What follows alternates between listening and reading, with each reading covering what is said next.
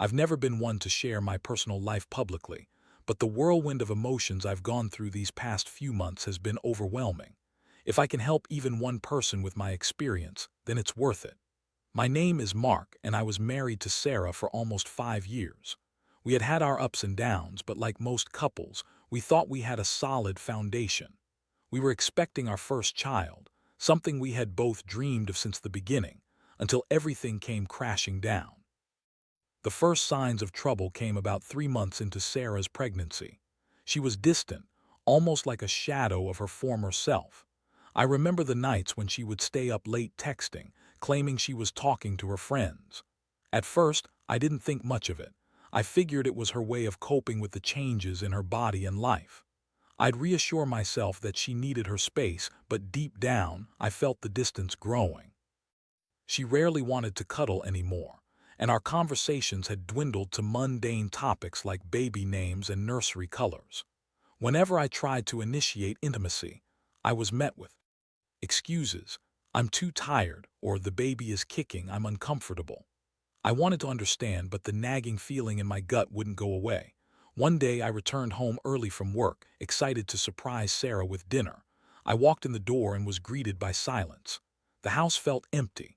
I called out for her, but there was no response. As I made my way through the living room, I noticed her phone lying on the couch, screen lit up with a message from a number I didn't recognize. Curiosity got the better of me. I picked it up and saw a string of messages between Sarah and this guy, let's call him Jake. They were flirty and intimate, full of emojis and inside jokes I didn't understand. My heart sank. I felt like I was being punched in the gut. The betrayal hit me like a freight train. I couldn't believe the woman I loved was sending sexually charged messages to someone else while carrying our child. My mind raced as I tried to comprehend how this could happen. Was this real? Was I really seeing what I thought I was seeing? I knew I had to confront her, but how? I cursed myself for reading the messages. Ignorance, I realized, might have been bliss. When Sarah finally came home, I was a bundle of nerves, my heart pounding and hands shaking. I decided to confront her right away. I took a deep breath, trying to remain calm, but the anger was boiling inside me. Sarah, we need to talk, I said, my voice shaking. She looked confused but quickly masked it with a forced smile. What's up, babe? She replied, oblivious to the storm brewing just beneath the surface.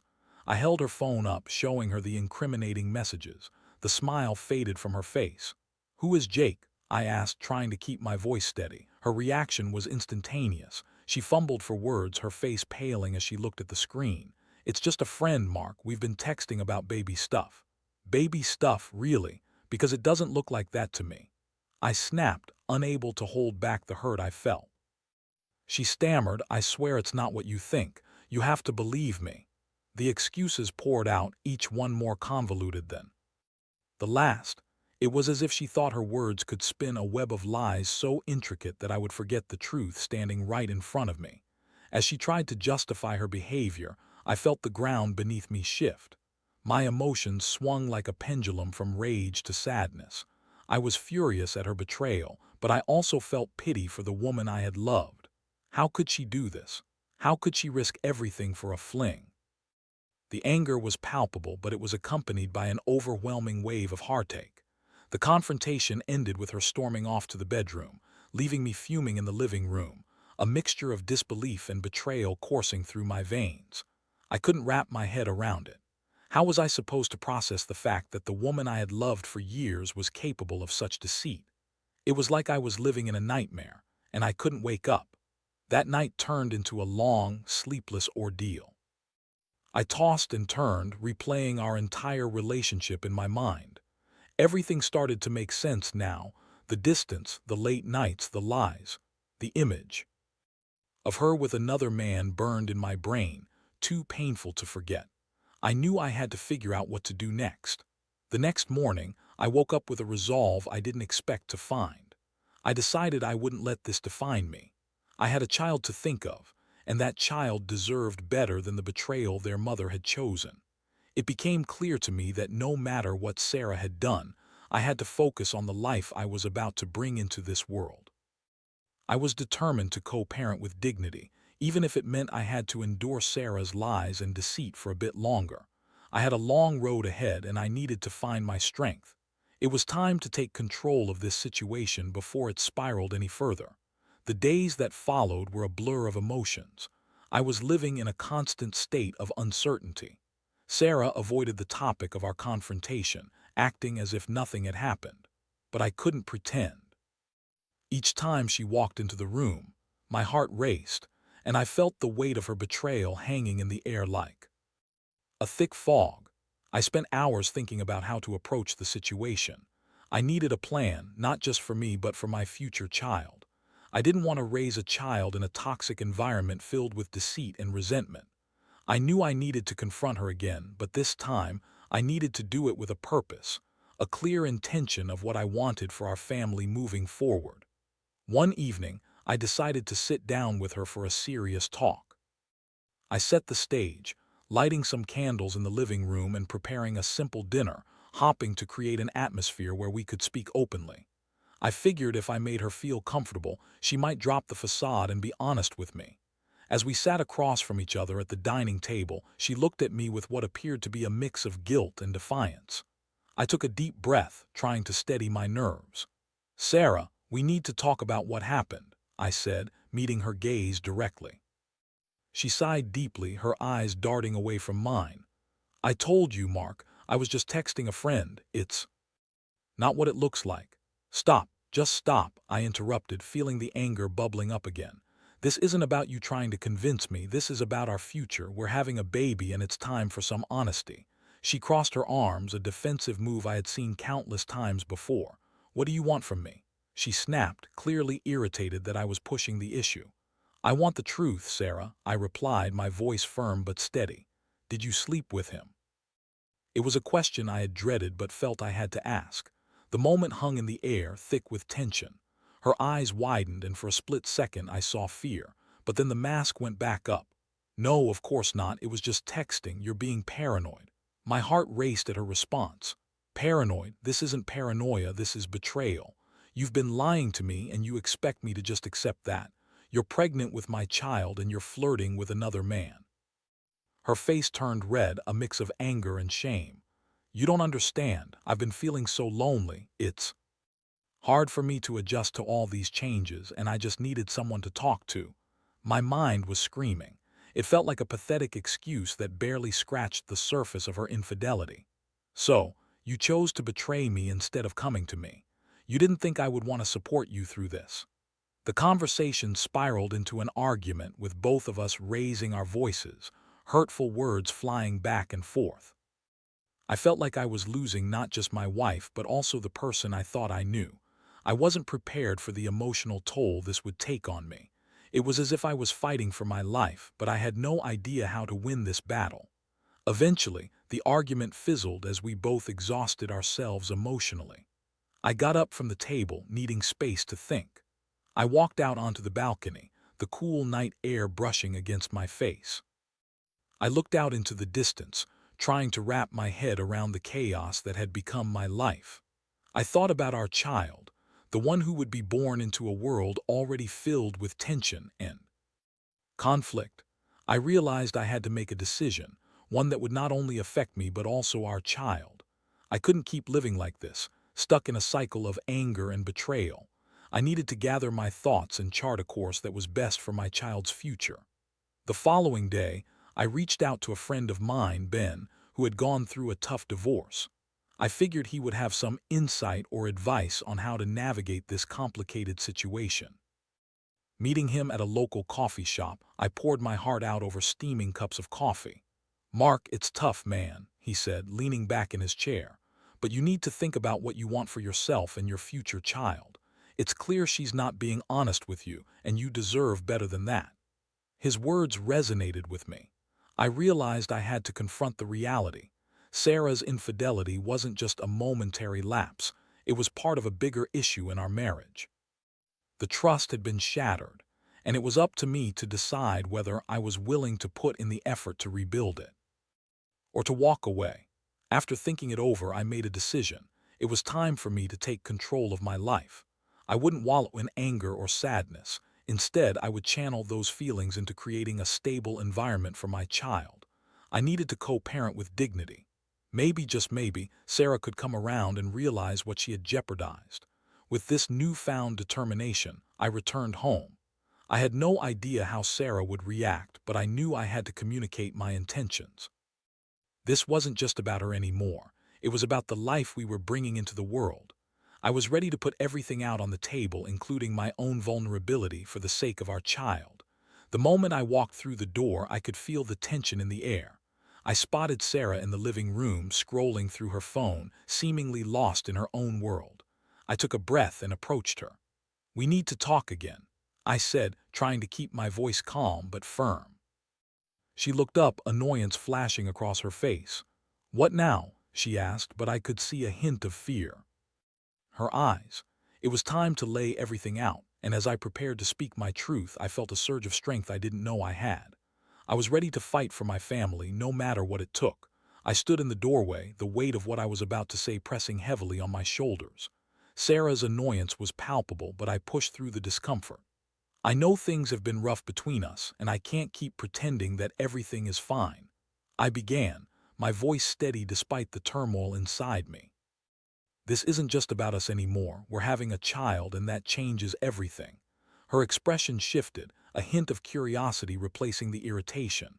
"What are you trying to say, Mark?" she asked, her tone slightly more subdued now. "I think we need to be honest with each other," I said, taking a deep breath. "About our relationship, about the betrayal, and about how we move forward as parents."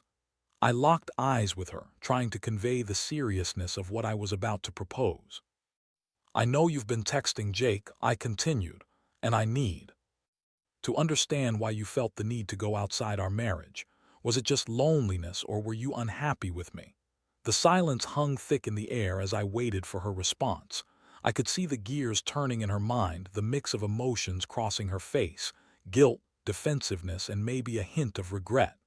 "I told you it was just texting. I didn't mean for anything to happen," she shot back, her voice rising again. "Sarah, that's not the point," I replied, trying to remain calm despite her defensive tone. "You chose to talk to him behind my back. You chose to betray me. Why?" She paused, then looked down, suddenly finding interest in the floor. "I was feeling overwhelmed, Mark. I thought I could handle it myself, but I guess I didn't want to burden you. You were working so hard, and I felt alone." The honesty in her admission caught me off guard. I realized that a part of her fear and vulnerability was buried beneath the anger and lies. "But instead of coming to me, you chose to flirt with someone else." I pointed out, leaning in closer. "You shut me out when you should have let me in. We could have worked through this together." Her eyes flickered with something resembling remorse, but she quickly masked it with a hard expression. "I didn't think you would understand. You're so focused on work and the baby. I didn't want to add to your stress." I could feel my heart racing at her excuses, but I also felt a twinge of empathy. I had been so wrapped up in preparing for fatherhood that I hadn't noticed how isolated she had felt. "Sarah, we should be a team. This baby is our responsibility, and I want to be there for you, but I can't do that if you keep pushing me away." A long silence followed, the tension thick enough to cut with a knife. Finally, she looked up, and I could see the tears pooling in her eyes. "I don't know what to do, Mark. I messed up." "Yeah, you did," I said, my voice softer now. "But I'm willing to try to make this work, for the sake of our child. I want us to co-parent with dignity, regardless of what's happened, but that means we need to rebuild trust, and it starts with honesty. Can we do that?" Her gaze fell again, and I could see the inner conflict rage within her. "I don't want to lose you," she finally admitted, her voice barely above a whisper. "But I don't know if I can fix this." The vulnerability in her admission struck a chord. I thought about what it would mean for our child to grow up without a stable family. "We can try, but I need to know you're committed to making this work. I need you to cut off all contact with him. No more texting, no more excuses. If we're going to co-parent, I need to know you're all in." She nodded slowly, almost reluctantly. "I'll do it, I promise." "Good," I said, feeling a glimmer of hope. Maybe we could rebuild from this. It wouldn't be easy, but it was a start. "And we should consider couples therapy. We need to address the issues that led us here." She looked at me, apprehensive but accepting. "I can agree to that," she replied, a hint of relief in her voice. "I don't want this baby to grow up in a broken home." "Neither do I said. "So let's commit to this together. No more secrets, no more lies. We're in this as a team." As we talked, I felt a small measure of hope begin to blossom. This wasn't the end of our story, it was a new chapter. I realized that while the road ahead would be filled with challenges, I was determined to navigate it with dignity. I wouldn't let Sarah's betrayal define our future. That night we spent hours discussing our plans, our fears, and our hopes for our child. It was the first genuine conversation we'd had in a long time. I could see the walls beginning to crumble between us, and for the first time since the confrontation, I felt a sense of connection returning. But I also knew that rebuilding trust would take time. I had to remain vigilant, not just for myself, but for the child we were about to welcome. As I lay in bed that night, I felt a mix of caution and cautious optimism. I had taken the first step towards healing, but the journey was far from over. The next morning, I awoke with a newfound determination. I was ready to take charge of my life, to focus on becoming the father my child deserved. Whatever happened with Sarah, I would ensure that our child would never have to experience the turmoil I had felt during this ordeal. I was prepared to co-parent with dignity and grace, and if Sarah was willing to join me on this journey, maybe we could find our way back to each other, one step at a time. Little did I know that the real tests of our commitment and the strength of our relationship were still ahead. As the days turned into weeks, the initial sense of hope that I had felt began to shift. Sarah and I were trying to reconnect, but it was challenging. The trust we once had was shattered, and while she had cut off contact with Jake, the shadows of her betrayal lingered. It felt like walking on eggshells, each conversation laced with unspoken tension. We started couples therapy, which, to my surprise, turned out to be a beneficial step for both of us. Our therapist, Dr. Martinez, was kind but firm, urging us to express our feelings openly. In our first session, I could feel the weight of our secrets hanging heavily in the air, an invisible barrier between us. "Let's start by discussing your feelings about the infidelity," Dr. Martinez suggested. I glanced at Sarah, her eyes downcast, clearly uncomfortable. "I feel betrayed," I admitted, my voice heavy. "I thought we were a team, but she chose to share intimacy with someone else instead of coming to me." "I know I messed up," Sarah said, tears brimming in her eyes. "I wish I could take it back, but I was struggling. I didn't know how to handle everything. I felt so alone." Her voice cracked, and I could see the remorse etched on her face. Dr. Martinez listened attentively before guiding us. "It's important for both of you to express your feelings without judgment. Mark, how has this affected your view of Sarah?" "It's made me question everything," I replied honestly. "I loved and trusted her, and now I feel like I don't know who she is anymore. I want to support her, especially with the baby coming, but it's hard when I keep replaying the betrayal in my mind." Sarah wiped away a tear and looked at me, her expression filled with regret. "I'm sorry, Mark. I never wanted to hurt you. I was scared and didn't know how to communicate that." "Scared? You think I wasn't scared?" I shot back, the anger bubbling to the surface again. "I was petrified when I found out about the messages. I thought I was going to lose everything." Dr. Martinez intervened. "Let's try to focus on communication skills rather than accusations. Mark, how do you feel about how Sarah is addressing her fears now?" The session continued, and we talked through our feelings, attempting to peel back the layers of hurt. But despite our efforts, I felt a lingering doubt. I couldn't shake the feeling that while we were attending therapy, Sarah was still hiding parts of herself behind a wall. After a few sessions, we started to make progress. I could see glimpses of the woman I had fallen in love with, but the trust was still fragile. I was concerned that while we were both trying deep down, she might not fully grasp the impact of her actions. One evening, I returned home from work and found Sarah sitting on the couch, her expression distant. I was hit with an overwhelming sense of urgency to talk to her. "Hey, what's wrong?" I asked, taking a seat beside her. I don't know. I feel so lost," she said, her voice barely above a whisper. "I want to be a good mom, but I keep thinking about what I did and it's haunting me." Then let's talk about it, I urged, hoping this would be a moment where we could truly connect. What are you feeling? What's holding you back? I feel like I've betrayed you and I can't forgive myself for it, she admitted, her voice trembling. Every time I think about the baby, I feel like I'm not deserving of being a mother. I don't know how to fix this. Sarah, nobody is perfect. We all make mistakes. What matters now is what we do moving forward. You have to forgive yourself so that you can be there for our child. We can't let this define you or us, I said, trying to encourage her. She nodded. I could see the internal struggle reflected in her eyes. But what if I mess up again? What if I can't be the mother our child needs? Then we'll work through it together. I promise I'll be here for you, I said, holding her hand. You won't be alone in this. I'm scared too, but we can't let fear dictate our future. In that moment, there was a flicker of understanding, a shared vulnerability that felt genuine. We both needed to lean on each other and not be afraid of the challenges ahead.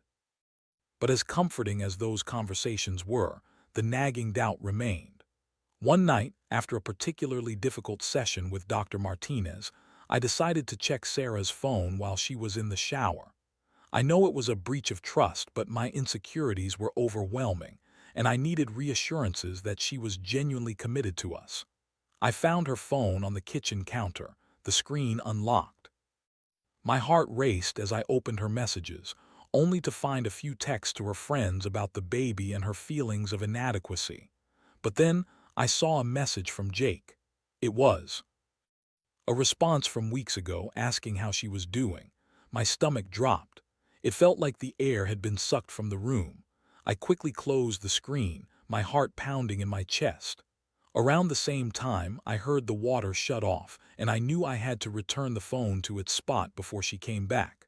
The last thing I wanted was to betray her trust further, but the doubt had seeded itself in my mind. When Sarah emerged from the bathroom, I could see she was cheerful, oblivious to the turmoil I felt inside. I tried my best to act normal, but as we sat together, I fought to suppress the anger and anxiety that bubbled just beneath the surface. "Are you okay?" she asked, her brow furrowing as she noticed my silence. "Yeah, just tired," I replied, forcing a smile, but I wasn't okay. My thoughts spiraled. I couldn't shake the feeling that the trust I was trying to build was being undermined. If she still had any lingering feelings for Jake, how could we truly move forward? The fear crept back in, and I knew I had to address this. If we stood any chance at all. The following days became a cycle of tension, culminating in the realization that I needed to confront Sarah once again. I had to know the truth, no matter how painful it might be. One evening after dinner, I took a deep breath and turned to her. "Can we talk?" "Sure, what's on your mind?" she asked, her tone casual, but I could see the slight tension in her shoulders. "I found a message from Jake on your phone," I said, my voice steady but filled with hurt.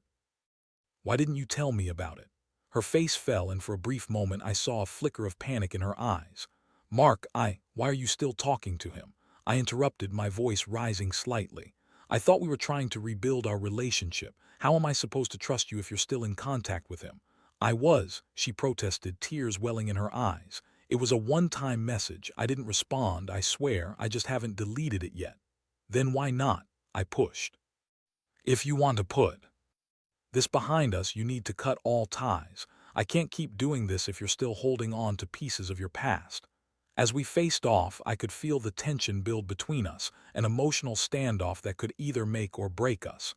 I knew this moment had the potential to change everything, and deep down, I hoped it would lead to a breakthrough. "I didn't want to hurt you," she exclaimed, her voice trembling. "I'm scared of losing you, Mark. I'm trying to figure this out too, but I don't want to jump into anything without knowing how to make it work." "Then let's figure it out together, but you need to be honest with me. No more secrets. If we're going to raise this child, we need a solid foundation. We can't build anything if we're standing on shifting sand," I replied, my voice softening. "I promise I'll do better," she said, her voice breaking. "I don't want to lose you. I'm committed to this, to us. I'll cut off all contact, I swear. Just please don't give up on me." Her sincerity struck me, but I still felt uncertain. "I want to believe you, but trust needs time to rebuild. I can't do this alone. You have to meet me halfway." "I will," she promised, her voice filled with desperation. "I'll do whatever it takes." That night, we both lay in bed, grappling with the weight of our conversation. The tension was palpable, yet there was a sense of resolve that hadn't existed before. I could see the determination in her eyes, and as we both drifted off to sleep, I knew we were at a crossroads. The journey ahead was daunting, but with honesty and effort, perhaps we could find a way to heal. I was committed to navigating this uncharted territory, not just as a couple but for the sake of the child we were about to welcome into the world. Little did I realize, the true test of our commitment was just around the corner. As the weeks passed, the days felt like they were stretching into an eternity. Sarah and I were going through the motions of trying to rebuild our relationship, but I could sense the underlying tension that never fully dissipated. Although she had cut off contact with Jake, I couldn't shake the feeling that there were still unresolved issues lurking beneath the surface. I was trying to be supportive, juggling the demands of work, our upcoming baby, and the emotional turmoil of our relationship, but some days it all felt too heavy to bear. One afternoon, I came home from work to find Sarah sitting at the dining table, her eyes puffy and red. My heart sank as I approached her. "What's wrong?" I asked, instantly feeling a sense of dread. "I had a rough day," she admitted, her voice trembling. "I went to the doctor's appointment and I couldn't shake the feeling of guilt about everything. I'm scared, Mark. I don't know if I can be the mother this baby deserves." My heart ached for her, but I couldn't help but feel frustrated. "We've been through this, Sarah. You have to forgive yourself. You have to let go of the past so we can focus on the future." "I know," she said, wiping her eyes. "But I keep thinking about what I did, and it's hard to move on. I don't want our child to grow up in a broken home. I don't want to be that kind of mother." I sat down across from her, the weight of her words sinking in. "You're not a bad person for making a mistake. We all stumble. What matters is how we choose to rise from it." I reached out and took her hand, squeezing it gently. "We can get through this together." She nodded, though I could see the doubt still lingering in her eyes. "I want to believe that," she said softly. "I really do." But despite my attempts to reassure her, I still felt a knot of uncertainty forming in my own stomach. I still had questions that remained unanswered, and I felt like I needed to get to the bottom of Sarah's emotional turmoil if we were ever going to truly heal. A few days later, as I was getting ready for work, I overheard Sarah on the phone in the living room. I didn't mean to eavesdrop, but the conversation caught my attention. She was speaking animatedly, but I couldn't hear the other side of the conversation. Suddenly, I heard her mention Jake's name. My heart raced as I leaned closer to the wall, straining to listen. "I just need to get my life in order," she said. "I don't want to hurt Mark anymore." My stomach dropped. Was she still in contact with him? I felt a mix of betrayal and confusion. I had thought we were making progress, but this felt like a step backward. I fought the urge to confront her then and there, knowing that it wouldn't help. I needed more information. After she hung up, I confronted her. "Who were you talking to?" I asked, trying to keep my voice calm. She looked up startled. "Just a friend," she replied quickly, but I could see the guilt in her eyes. "Did I hear you mention Jake?" I pressed, feeling the tension escalate. "Are you still talking to him?" "No, I swear, I was just saying his name out loud. I'm trying to process everything, Mark." She insisted, her voice rising defensively. "Sarah, you can't keep pretending that everything is okay when it's not." I felt the frustration bubbling over. "You need to be honest with me if we're going to move forward." "I am being honest." She shot back. "I'm just working through my feelings." "Then let's work through them together," I exclaimed, my heart racing.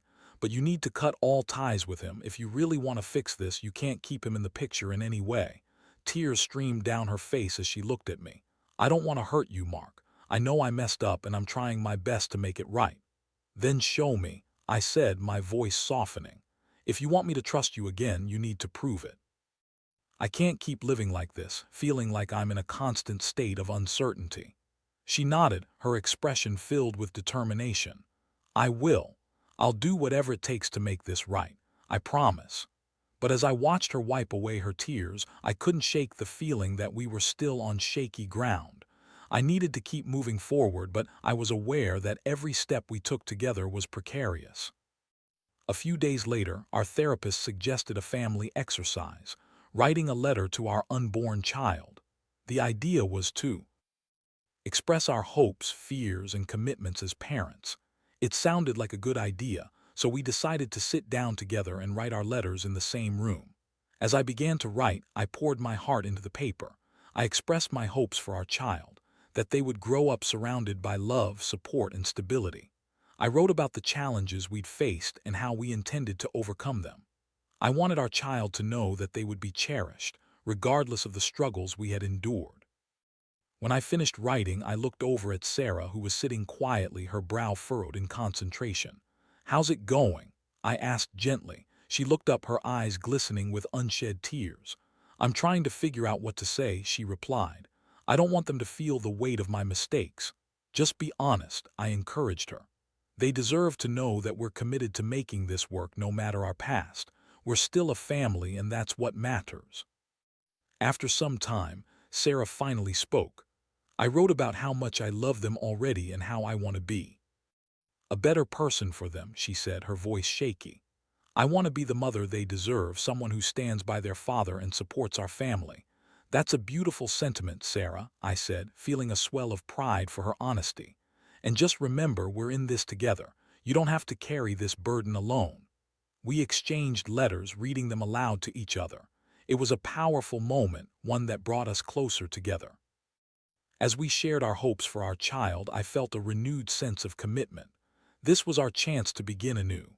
But the next day, as I was leaving for work, I noticed Sarah's phone on the counter again. I hesitated for a moment, unsure if I should look.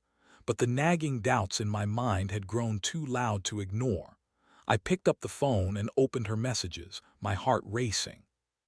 This time, I found a message from Sarah to her friend discussing her feelings about being a mother. But then, to my horror, there was another mention of Jake. She talked about how she sometimes felt tempted to reach out to him, claiming it was hard to let go of someone who had been there during her struggles. I couldn't believe what I was reading. It felt like a punch in the gut, and I fought to maintain my composure. It made me question everything we had worked on so far. Had she really meant what she'd said during our letter exchange, or was this just another facade? I returned the phone to its spot, and as I drove to work, I felt a mixture of anger and sadness. I didn't understand how she could say she was committed while still grappling with lingering feelings for someone else. The doubt swirled inside me like a storm. I needed to confront her again, but I also needed to be careful about how I approached it. This time, it felt like the stakes were higher. With a child on the way, I couldn't afford to let this go any longer. When I got home that evening, I found Sarah watching TV in the living room. I took a deep breath, steeling myself for what was to come. "We need to talk," I said, my voice firm. She looked up, a mixture of confusion and apprehension in her eyes. "What about?" "I saw another message, Sarah," I said, trying to keep my tone steady. "You mentioned Jake again. Why can't you let go?" Her face paled, and I could see the realization wash over her. I didn't mean for you to find that," she stammered. "I was just trying to figure things out for myself. It's complicated." "Complicated? You're about to become a mother," I snapped, feeling my anger bubble to the surface. "This isn't just about you anymore. You need to decide what you want and where your loyalties lie." "I do want this family," she insisted, her voice rising. "I'm trying to process everything. I don't want to hurt you." "Then stop reaching out to him," I shouted, my frustration boiling over. "If you want a fresh start, you can't keep dragging the past with you. You have to fully commit to us, to this family." As the argument escalated, I felt the walls closing in. I didn't want to fight, but I also couldn't continue to pretend that everything was okay. In that moment, it felt like we were at an impasse, and I could sense that this confrontation could either break us or push us toward clarity. "I'm sorry," Sarah cried, tears streaming down her face. "I don't want to lose you. I'm terrified, Mark. I feel like I'm losing myself in all of this." "Then let me help you," I pleaded, my heart breaking for her. "But you need to let go of him completely. No more texts, no more thoughts. This is about our future now." "I will," she promised through her sobs, and for a moment I thought I saw sincerity in her eyes. But deep down, I couldn't shake the feeling that we were still teetering on a precarious edge. I had to stay vigilant, not just for myself, but for the child we were about to bring into this world. The journey ahead was bound to be difficult, but I was determined to push through, even if it meant facing the truth in its rawest form. As we both sat in silence, I realized that though the road ahead was long and fraught with challenges, it was one I was willing to navigate, if only she could match my commitment. The stakes had never been higher, and I knew that this was only the beginning of our battle for redemption. The days turned into weeks again, and with each passing moment, I felt the weight of our turmoil hanging over us like a dark cloud. Despite our struggles, I was determined to keep pushing forward for the sake of our child. Sarah and I had moments of connection, but they were often overshadowed by the lingering shadows of her past mistakes. One evening, as I returned from work, I noticed that Sarah was unusually quiet. She was sitting at the dining table, a notebook open in front of her, but she seemed lost in thought. I approached her, concerned. "Hey, what's going on?" She looked up, and I could see the uncertainty in her eyes. "I've been thinking about everything, Mark," she said slowly. "About our future and the baby, and about me." It was the quietest she'd been since we started therapy, and it filled me with a mix of anxious anticipation and dread. "What do you mean?" I asked cautiously. "I don't want to keep hiding from my mistakes. I think I need to take a step back and really figure out who I want to be as a mother and a partner," she said, her voice breaking. "I love you and I love this baby, but I can't keep dragging you through my insecurities." Her words hit me like a ton of bricks. "Are you saying you want space?" I asked, feeling a sense of panic rise within me. "Not space in the way that means I want to leave," she clarified quickly. "I just mean that I need to address my feelings and heal, even if it means stepping back from trying to immediately fix everything between us. I don't want to hurt you anymore." "Sarah, I can't pretend that I'm okay with that," I said, heart racing. "I can't keep living in limbo. We have a child coming, and I need to know you're all in." "I know, and I want to be," she exclaimed, her eyes pleading. "But I also want to be the best version of myself for our child. I don't want to bring my baggage into this. I need to be honest with myself first." We sat in silence for a moment, the weight of her words hanging heavy in the air. I could feel my mind racing. On one hand, I admired her desire to confront her issues, but on the other, I feared what that meant for us. Could we really take a step back while preparing for a baby? The thought felt impossible. "Then let's do this together," I suggested, reaching for her hand. "We can navigate through your insecurities while also focusing on our child. I don't want to lose you, and I don't want you to feel like you're going through this alone." She nodded, tears brimming in her eyes. "I appreciate that, Mark. I want to do this right." We agreed to work on ourselves individually while still being a support system for one another. It felt like a compromise, a way to move forward without losing sight of our commitment to our child. We continued therapy, and I tried to focus on being a supportive partner while allowing her the space she needed to heal. A few weeks later, Sarah surprised me by suggesting we throw a small gathering to celebrate our upcoming arrival.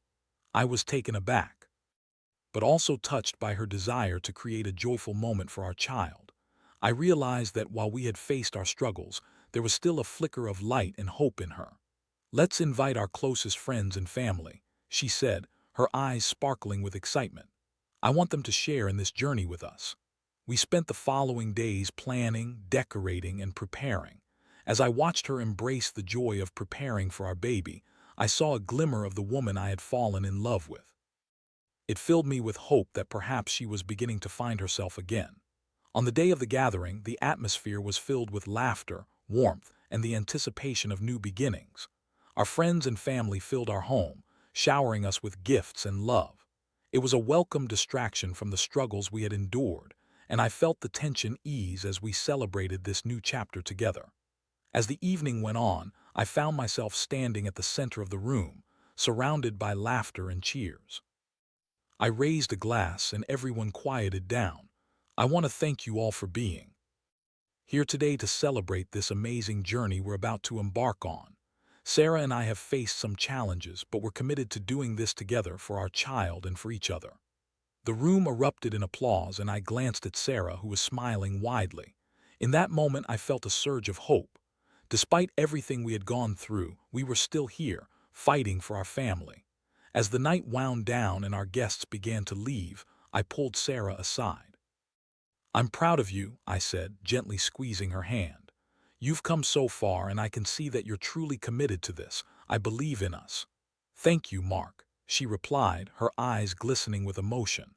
I know it won't be easy, but I want you to know I'm here for you, and I'm ready to work on myself as we grow as a family. In that moment, I realized that our journey was far from over, but we had taken significant steps toward healing. I had learned that love is not just about the good times. It's also about weathering the storms together, facing the darkness with courage, and finding the light again. As we approached the arrival of our baby, I was filled with a renewed sense of determination. I understood that while our past would always be a part of us, it didn't have to define our future. We could co-parent with dignity, respect, and love. It was going to be a challenging journey, but I was ready to embrace it all together. No matter what lay ahead, I was committed to creating a loving, stable home for our child, and I hoped that in the process, Sarah and I could rebuild the beautiful love story we once shared. In the weeks that followed, we dove into parenting classes in preparation for our new arrival. We faced our fears side by side and began to truly embrace the idea of becoming a family. Each day, I felt a little more trust building between us, and I began to believe that perhaps we were on the right track after all.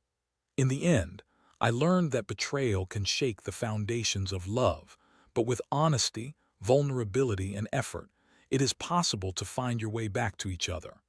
And as we awaited the arrival of our child, I finally felt a sense of peace, a knowing that we could weather any storm together.